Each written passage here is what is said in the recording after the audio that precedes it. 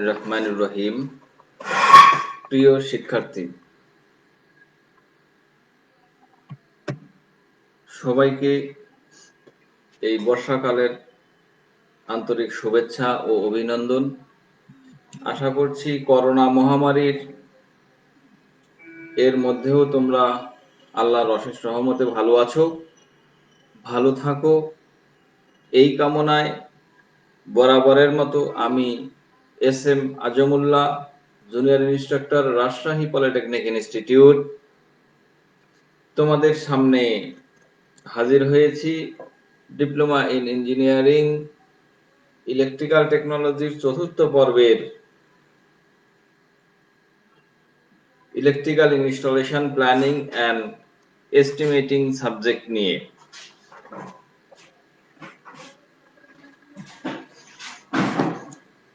প্রিয় শিক্ষার্থী, এখন আমরা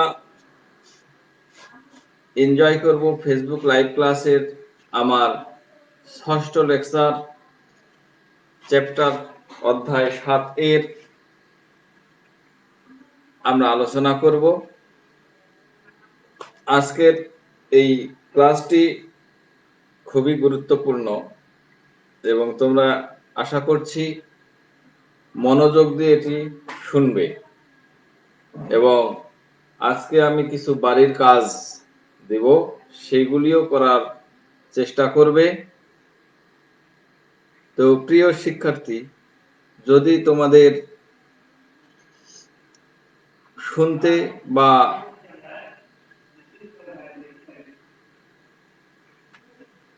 বুঝতে অসুবিধা হয় তাহলে তোমরা আমাকে একটু কমেন্টের মাধ্যমে জানাবা। আমি যথাযথ চেষ্টা করব তোমাদের পরিষ্কার করতে। তো যাই হোক, প্রিয় শিক্ষার্থী, গত ক্লাসে তোমাদের কি কি করিয়েছিলাম মনে আছে তো? আশা করি সকলেরই মনে আছে। তাহলে দেখা যাক, আমরা গত ক্লাসে পড়িয়েছিলাম লাইটিং স্কিমের সংজ্ঞা, এটির প্রকারভেদ, প্রত্যক্ষ লাইটিং এবং পরোক্ষ লাইটিং, আধা পরোক্ষ লাইটিং এবং আধা পরোক্ষ লাইটিং কি, লাইটিং স্কিম ডিজাইনের বিবেচ্য বিষয়সমূহ কি কি।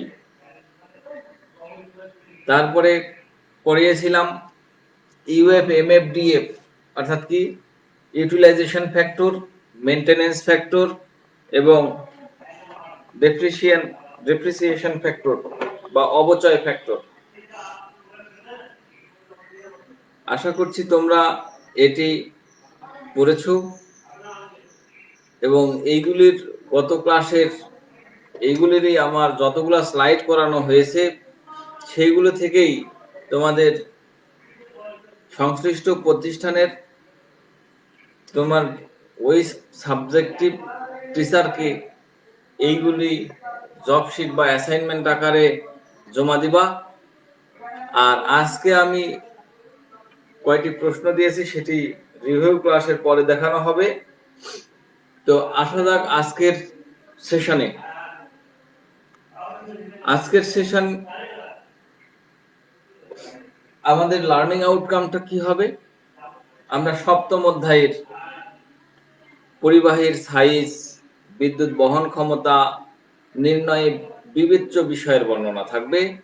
তারপরে সার্কিট ও সাব সার্কিটের কারেন্ট বহন ক্ষমতা নিরূপণ, পরিবাহীর ভোল্টেজ ও ভোল্টেজ ড্রপ ক্যালকুলেশন এবং আরএম, আরই এবং এসডব্লিউজি এর অর্থ এবং উপযোগের ব্যাখ্যা। তো তোমাদেরকে আগেই আমি বলে নিয়েছি যে এই অধ্যায়টি খুবই গুরুত্বপূর্ণ, কেননা এই পরিবাহীর সাইজ যে কোনো মিল কলকারখানা, ইন্ডাস্ট্রি, এইগুলিতে দেখবা যে বাসাবাড়ি বিভিন্ন জায়গায় অগ্নিকাণ্ডের ঘটনা ঘটে। তো আমরা বন্ধুরা দেখো যে তোমরা হয়তো খেয়াল করলেই দেখতে পাবা বা পেপার পত্রিকায় কেউ কেউ হয়তো পড়েছো সেটি হলো যত অগ্নিকাণ্ডের ঘটনা ঘটে তার 90% প্রায় এই বৈদ্যুতিক শর্ট সার্কিট জনিত কারণেই এই অগ্নিকাণ্ডের ঘটনাগুলি ঘটে। অর্থাৎ অধিকাংশ অগ্নিকাণ্ডই বৈদ্যুতিক শর্ট সার্কিট বা দুর্ঘটনা থেকে হয়। তো সুতরাং সেইগুলির কারণটা কি? সেইগুলি হলো যে আন্ডার সাইজ কারেন্টের তার ব্যবহার করছে, সার্কিট ব্রেকার ব্যবহার করছে কম মানের অথবা বেশি মানের। তো সাইজ ঠিক মতো নির্ধারণ না হওয়ার ফলেই মূলত এই বৈদ্যুতিক দুর্ঘটনা ঘটে। সেই কারণে এই ক্লাসটি নিয়মিত মনোযোগ দিয়ে দেখবা, তোমাদের জন্য খুবই গুরুত্বপূর্ণ। এখন পরিবাহীর বিদ্যুৎ বহন ক্ষমতা ও আকার নির্ণয় হিসাবের মূলনীতি কেন আমরা করব সেটির একটু আলোচনা দেখিয়েছি। কোন স্থাপনার বিদ্যুতায়নের জন্য ব্যবহৃত তার বা পরিবাহীর গুরুত্ব অপরিসীম। তার বা পরিবাহীর প্রয়োজনীয় বিদ্যুৎ বহন ক্ষমতা সম্পন্ন উপযুক্ত সাইজের পরিবাহী নির্বাচন একজন বৈদ্যুতিক প্রযুক্তি কর্মীর কাজের একটি অতি প্রয়োজনীয় অংশ। আভ্যন্তরীণ ওয়্যারিং এ সাধারণভাবেই যথোপযুক্ত ইনসুলেশন যুক্ত তামার তার ব্যবহৃত হয়। সার্কিটের ভোল্টেজ, কারেন্ট ও প্রকৃতির মানে সিঙ্গেল ফেজ না থ্রি ফেজের উপর নির্ভর করে পরিবাহী নির্বাচন করা হয়। অর্থাৎ যথোপযুক্ত তামার তার বা এগুলা করতে গেলে সিঙ্গেল ফেজ না থ্রি ফেজ, ভোল্টেজ কত ভোল্টেজ এবং কারেন্ট কত তার উপরে নির্ভর করতে হবে। তারের সাইজ নির্বাচন যথাযথ না হলে কম ক্ষমতার তারের মধ্য দিয়ে যদি বেশি কারেন্ট অধিক সময়ে প্রবাহিত হয় তাহলে তার গরম হয়ে ইনসুলেশন নষ্ট হতে থাকে এবং এক সময় শর্ট সার্কিট হয়ে বিপদ ঘটায়। বিদ্যুৎ বহনের ক্ষমতা নির্ণয়ে পরিবাহীর সাইজ এবং বিদ্যুৎ বহন ক্ষমতা নির্ণয়ে বিবেচ্য বিষয়সমূহ কি আছে? বিবেচ্য বিষয়সমূহ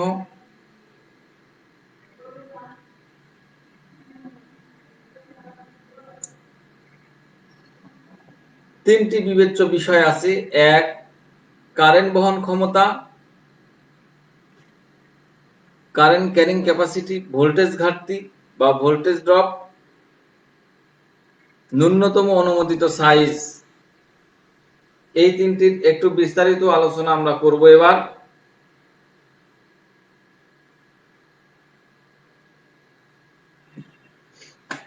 এক নম্বরে আছে কারেন্ট বহন ক্ষমতা।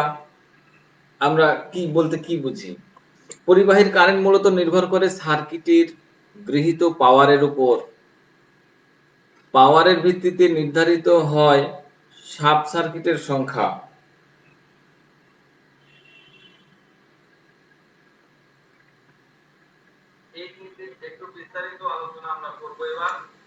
বৈদ্যুতিক বর্তনীতে সাব সার্কিটের সংখ্যা যত বেশি হয় কারেন্ট প্রবাহের পরিমাণও তত বেশি হয়। সাব সার্কিটের লোড হ্রাস পেলে সার্কিটের কারেন্ট প্রবাহ হ্রাস পায়। কারেন্ট প্রবাহের পরিমাণ অনুযায়ী বৈদ্যুতিক স্থাপনাকে কতগুলো গ্রুপে বিভক্ত করা হয়। প্রতি গ্রুপে কারেন্ট প্রবাহের মাত্রা অনুযায়ী পরিবাহীর সাইজ নির্ণয় করা হয়। অর্থাৎ এইখানে আমরা যেটা বুঝছি যে সাব সার্কিটের যদি লোড হ্রাস পায় তাহলে কারেন্টও হ্রাস পাবে, কম হবে, এবং এই অনুযায়ী বিভিন্ন সার্কিটকে গ্রুপে গ্রুপে ভাগ করা হবে। প্রিয় শিক্ষার্থী, এখানে তোমরা জানো যে আমরা এমনি সাধারণ যে একটি রুমের জন্য একটি যদি সাব সার্কিট করি তাহলে একটু বেশি ভালো হয়, যদিও খরচ একটু বেশি বাড়বে। তাহলে সুবিধা হবে কি এখানে, যে একটি রুমের যদি কোনোভাবে শর্ট সার্কিট সংঘটিত হয় তাহলে ওই রুমের ওই সার্কিট ব্রেকারটি একটি সাব সার্কিটের মেন হলো একটি সার্কিট ব্রেকার লাগানো হয় এমসিবি, সেই এমসিবিটি পড়ে যাবে অথবা ফিউজটা পুড়ে যাবে। অন্য ঘরে মেইনটেনেন্স মেরামত করতে হলে সমস্ত বাড়ির লাইনটা অফ করতে হবে না। তো সুতরাং প্রতিটি রুমের জন্য আলাদা আলাদা যদি সাব সার্কিট দেওয়া হয়, এতে লোডের পরিমাণ কমবে, ওয়াটেজের পরিমাণ কমবে, বাট মেইনটেনেন্স মেরামতের জন্য সুবিধা হবে, যে অন্য কারো ইন্টারাপ্ট হবে না। তো আমরা এই আলোচনাটি আবার আসবো। এরপরে দেখি 2 নাম্বার, ভোল্টেজ ঘাটতি, ভোল্টেজ ড্রপ। পরিবাহীর ভিতর দিয়ে যখন কারেন্ট প্রবাহিত হয়, তখন পরিবাহীর নিজস্ব রেজিস্ট্যান্সে এর জন্য লাইনে একটা ভোল্টেজ ঘাটতি হয়। এই ভোল্টেজ ঘাটতি I into R, voltage drop মানে ভিডি সমান I ইন্টু আর। বিদ্যুতায়ন প্রক্রিয়ায় অতিরিক্ত ভোল্টেজ ঘাটতি হলে সার্কিটে যুক্ত যন্ত্রপাতি সমূহ পরিচালনায় বিঘ্ন ঘটে। মোট সার্কিটের জন্য 2 থেকে 3% এবং পাওয়ার লোডের জন্য 5% এর বেশি ভোল্টেজ ড্রপ গ্রহণযোগ্য হবে না। বৈদ্যুতিক আইনে লাইটিং লোডের ক্ষেত্রে এই ভোল্টেজ ঘাটতি সরবরাহ ভোল্টেজের সর্বোচ্চ 2%। অর্থাৎ সাপ্লাই ভোল্টেজ এখানে ভোল্টেজ ড্রপটা 2% এর বেশি হবে না। যদি 200 ভোল্ট আমি সাপ্লাই দেই, তাহলে খুব মানে কম ভোল্টেজ আসলে আমাকে 196 ভোল্টেজ লোডে পেতে হবে। অর্থাৎ তারের মধ্যে কিছু ভোল্টেজ লস হয়ে যায়, ঘাটতি হয়, সেইটা 2% এর বেশি হওয়া যাবে না বন্ধুরা। এইটিকে দেখানোর জন্য তোমাদেরকে এই যে একটি টেবিল দেখানো হয়েছে যে কেবলের সাইজ এই গেজ নাম্বার ইঞ্চি বা মিলিমিটারে দেওয়া আছে, এবং এইখানে মূলত আমি দেখানোর চেষ্টা করেছি প্রতি ভোল্টেজ পতনে অ্যাম্পিয়ার মিটার, অর্থাৎ 1 ভোল্টেজ পতনের জন্য কত অ্যাম্পিয়ার মিটার এখানে থাকে, রেটিং থাকে, সেটি আমরা এই চার্টের মাধ্যমে দেখতে পাবো। যেমন 18 নাম্বার গেজের তার, যেটা 0.96 millimetre square mm square millimetre, এই ব্যাসের তার 55 অ্যাম্পিয়ার মিটার তার হলো ভোল্টেজ ড্রপ হবে। তো এইরকম আরো অনেকগুলি টেবিল আছে, সেই টেবিলগুলি তোমরা একটু পাঠ্য বইয়ে দেখবা। এরপরে পরিবাহীর ন্যূনতম অনুমোদিত সাইজ আছে যে এর নিচে পরিবাহী ব্যবহার করা যাবে না। সার্কিটের কারেন্ট বহন ক্ষমতা যাই হোক না কেন, তারের সাইজ নির্বাচনে লোড কারেন্ট ও ভোল্টেজের ঘাটতি বিবেচনা ছাড়াও উক্ত সার্কিটের জন্য অনুমোদিত সাইজ বিবেচনা করতে হয়।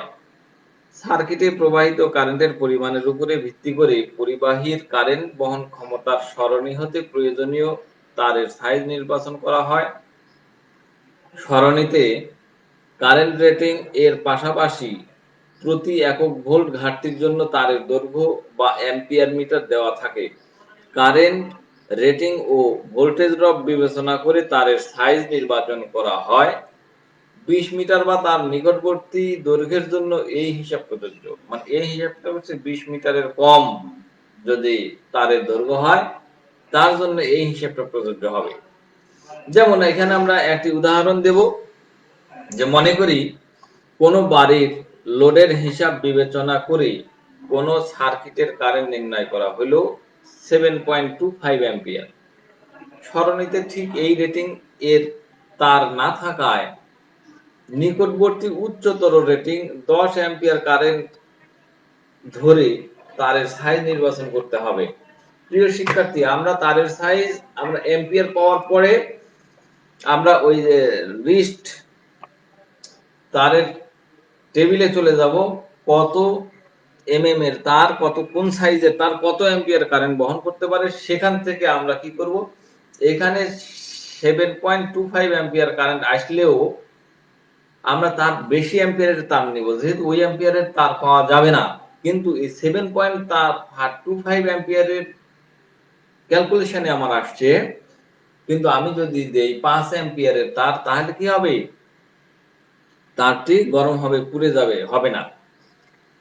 তো সেই জন্য তার চেয়ে একটু বেশি রেটিং এর তার নিতে হবে। তো উক্ত তারের জন্য, উক্ত কারেন্টের জন্য তারের সাইজ হবে 3/0.029 ইঞ্চি বা এত মিলিমিটার। এই ক্ষেত্রে ওয়ারিং এর জন্য 2 কোর তার ব্যবহার করলে আমরা নির্বাচন করব 2x3/0.029 ইঞ্চি সাইজের তার। এখানে ছবিতে আমরা দেখাবো এটা, তারপরে এখানে বলে নেই, এখানে 2 সমান সমান কোরের সংখ্যা আর 3 সমান প্রতি কোরের খেই সংখ্যা এবং 0.029 ইঞ্চি সমান প্রতি খেয়ে তারের ব্যাস ইঞ্চিতে। ভোল্টেজ ড্রপ বিবেচনা করলে হয়তো তারের সাইজ পরবর্তী বড় মোটা সাইজ নির্বাচন করতে হতে পারে। ভোল্টেজের যদি সাইজ নেই তাহলে ভোল্টেজ ড্রপের যদি কথা চিন্তা করি তাহলে আইএফসিও আরো বড় তার নেওয়া লাগতে পারে। কারণ এই ক্ষেত্রে বলে নেই যে দৈর্ঘ্য বেশি হলে তাহলে তারের সাইজ আরো মোটা লাগবে।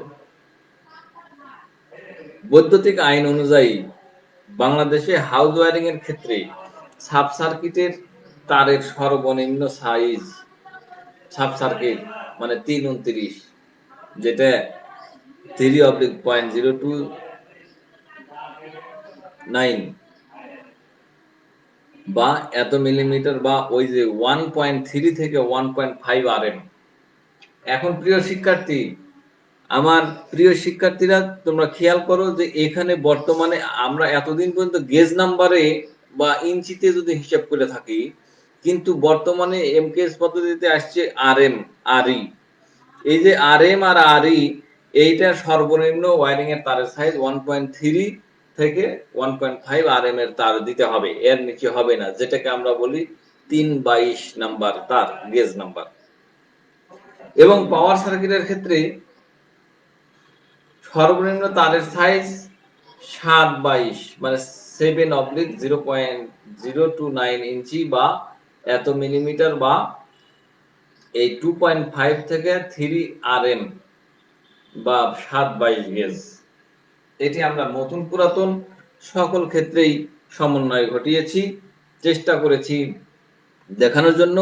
আর এই যে এটি তোমাদের দেখানো হয়েছে যে গেজ মিটার, একটি গেজ মিটার যেটি আগের বহুল প্রচলিত, যেমন আমরা এফপিএস পদ্ধতিতে শের, ছটাক, মন এই হিসেবে আম বা ধান আমরা এইসব ওজন পরিমাপ করতাম। বর্তমানে গ্রাম, কিলোগ্রাম এই সমস্ত পদ্ধতি এনকেএস পদ্ধতিতে পরিচালনা করছি।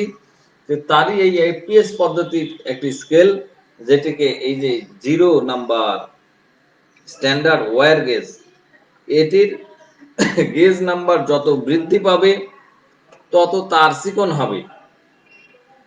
আর এই যে 1 নাম্বার মোটা, 2 নাম্বার চিকন, 3 নাম্বার তার আরো চিকন, এইভাবে 14 নাম্বার তার আরো চিকন, ঠিক এইভাবে 30 নাম্বার আরো চিকন, তারপরে 31, 32, 33, 34, 35, 36 পর্যন্ত এই গেজ মিটার একটা স্ট্যান্ডার্ড ধরা আছে। তো প্রিয় শিক্ষার্থী, এখানে আমরা কিছু তারের ছবি দেখানোর চেষ্টা করেছি যে তারের কত প্রকার, কি ধরনের তার থাকতে পারে। যেমন টুইন কোর, একটু আগেই বলা হলো 7.25 অ্যাম্পিয়ার তারের জন্য টুইন কোর দিলে ভালো হবে। তো এই টুইন কোরের এইটা হচ্ছে খেই আর এটা হলো কোর, এটা হলো, এটা একটা নীল একটা আর ধূসর একটা কোর। আর খেই হচ্ছে এই যে এটা সিঙ্গেল কোর কেবলের, এটা হলো আরই। আরই মানে সিঙ্গেল সলিড স্ট্যান্ডার্ড ওয়্যার। তো একটা তারের উপরে, তারের ভিতরে একটাই খেই থাকবে, একটা করে একটাই খেই। তাহলে উপরের অংশে নীল অংশটা খেই, এই কোর, আর এই অংশটি কপারের অংশটি খেই। এখানে দেখানো হয়েছে 3 or 4 core and multi standard cable. এখানে অ্যালুমিনিয়াম কেবল দেখানো হয়েছে কেবলের উপরে আবরণ থাকবে, ইনসুলেটেড থাকবে, আর এই যে এটা হলো তার, এটি এই তারের উপরে কোনো ইনসুলেটেড থাকবে না।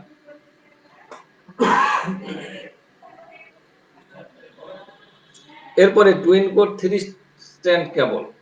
এই কেবলটা তোমরা দেখেছো যে অনেক আগে ব্যবহার করা হতো। এইটি একটি কপার ওয়্যার, যার উপরে আলাদা কোনো ইনসুলেশন নাই।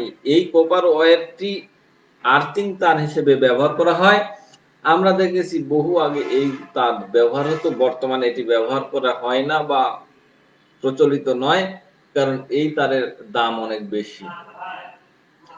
এবং এখানে টুইন কোর এবং মাল্টি স্ট্র্যান্ড কেবল, আমরা যে 322 320 এরকম বলছি, এই যে খেইগুলা এখানে অনেকগুলা আছে, মাল্টি আছে অনেকগুলা। এখানে যদি 3টা খেই থাকে তাহলে এটা 322 হবে, বা গেজ নাম্বারে যেটা বলি 1.2 RM বা 1.3 RM।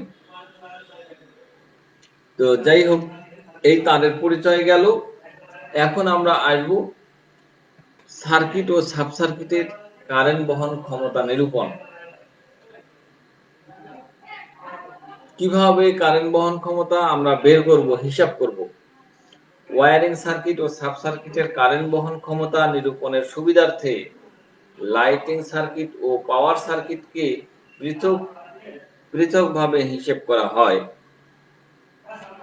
লাইটিং সার্কিট, আমরা এই কারেন্ট হিসাব করতে গেলে দুইটা সার্কিট বিবেচনা করব।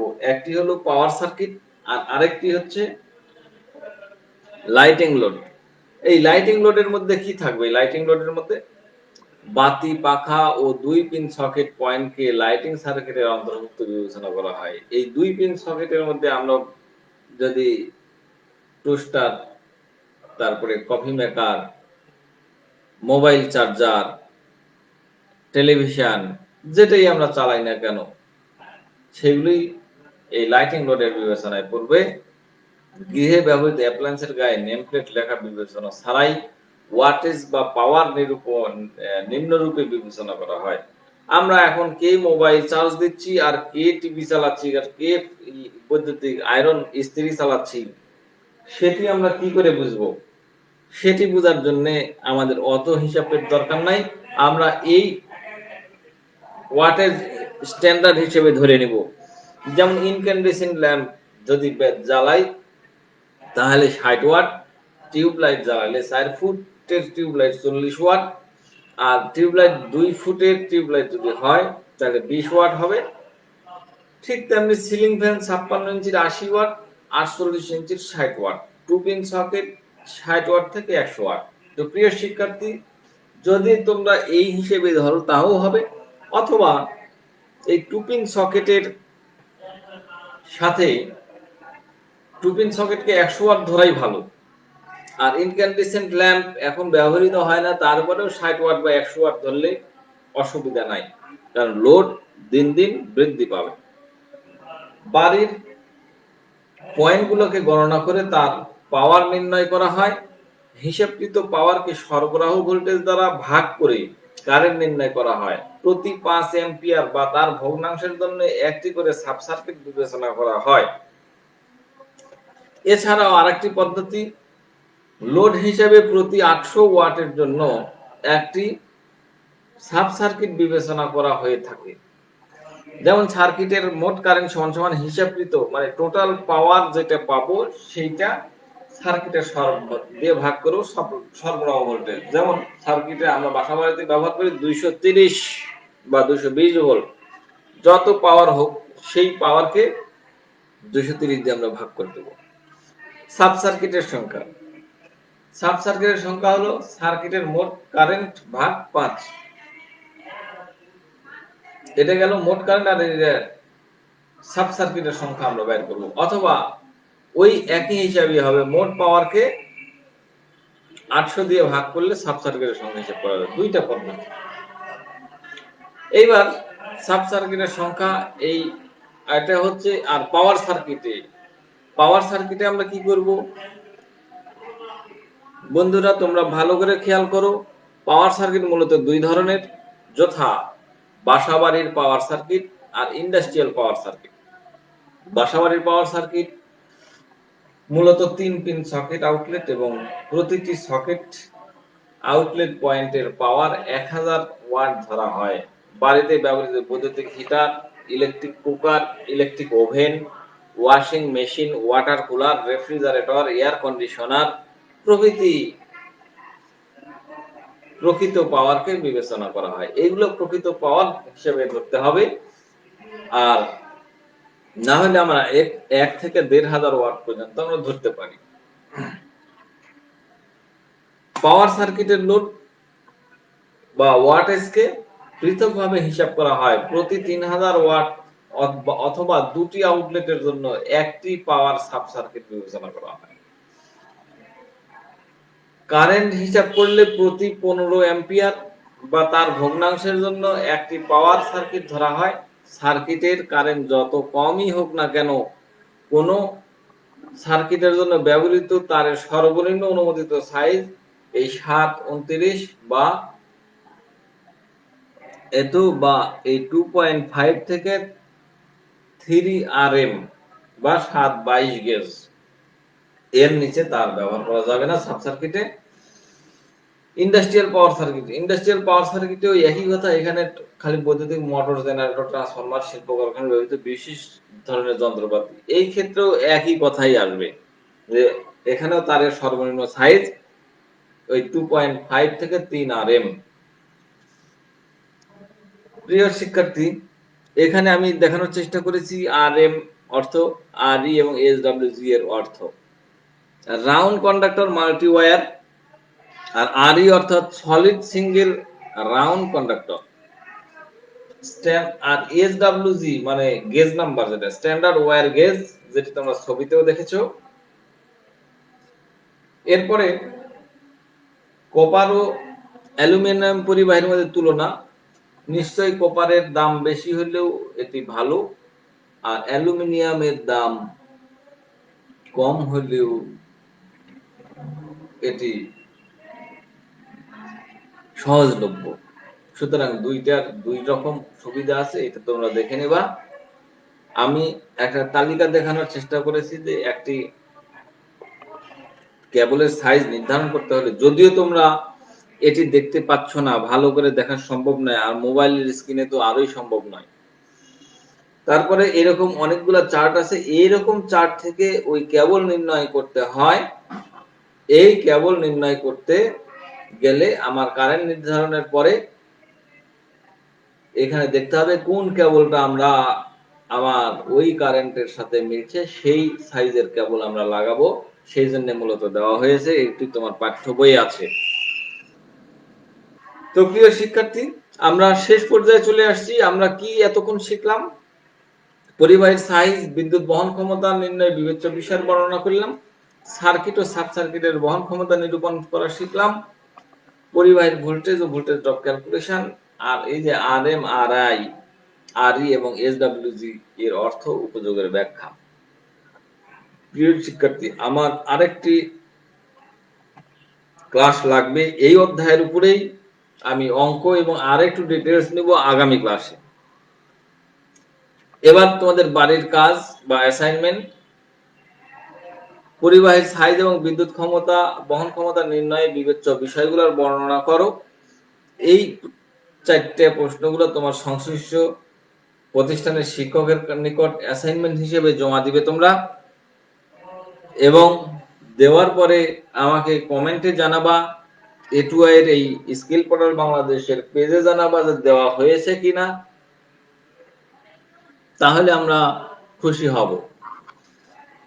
আগামী ক্লাসে তোমাদের সামনে হাজির হব। এই সপ্তম অধ্যায়ের কিছু অঙ্ক করে দেখাবো তোমাদেরকে কিভাবে একটি বিল্ডিং এর লোড ক্যালকুলেশনের মাধ্যমে আমরা তারের সাইজ এবং সার্কিট ব্রেকারের সাইজ নির্ধারণ করতে পারি। প্রিয় শিক্ষার্থী, আমরা অনুমান নির্ভর কোনো কিছু করব না। আমাদের ক্যালকুলেশনে যা আসবে, একজন ইঞ্জিনিয়ার, একজন ডাক্তার কখনোই অনুমান নির্ভর কোনো কাজ করতে পারে না। সুতরাং তোমাদেরকে বেশি বেশি পড়ালেখা করতে হবে, এবং এই পড়ালেখার মাধ্যমেই তোমরা সমাজকে একটা উৎকর্ষের দিকে নিয়ে যাওয়া সেই প্রচেষ্টায় সবাই থাকো এবং আগামী অধ্যায়ের এই অধ্যায়গুলো একটু দেখে আসবা। সেই কামনায় আমি এস এম আজমুল্লাহ তোমাদের সামনে এখন বিদায় নিচ্ছি। আল্লাহ হাফেজ।